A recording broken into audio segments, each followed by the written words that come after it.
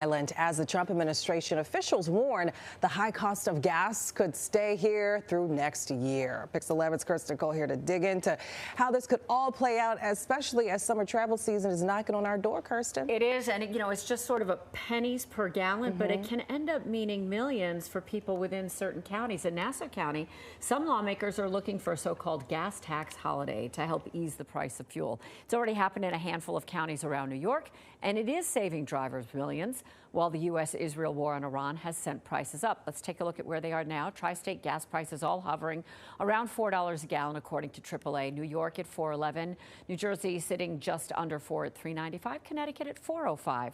So Democrats on the Nassau County legislature proposed the savings measure, which would only collect the 4.25% sales tax on the first $3 of fuel prices. But politics could block the move. Nassau County Executive Bruce Blakeman and his fellow Republicans oppose the measure, and they do have the majority in the legislature.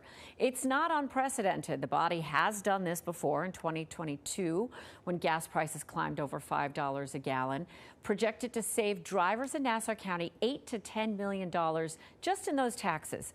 Several upstate New York counties have already done the same. Mind you, it only applies to the local tax, not the state gas tax. The savings predicted to be about 4 cents a gallon. Average price for a gallon of regular is at $4 in Nassau County, compared with less than $3 a year ago, according to the AAA. It all comes as Americans could be stuck paying more than $3 a gallon until next year. The U.S. Energy Secretary Chris Rice putting Americans on notice. Even with a resolution to the conflict, prices could remain elevated. When do you think it's realistic for Americans to expect that gas will go back to under $3 a gallon? I don't know. That could happen later this year. That might not happen till next year. But prices have likely peaked, and they'll start going down. Certainly with a resolution of this conflict, you'll see prices go down. Despite the fact that the U.S. pumps the majority of its own oil and imports the balance largely from Canada and isn't directly impacted by fuel not getting out of the Middle East, oil is a worldwide commodity. So we've been riding this roller coaster of price increases.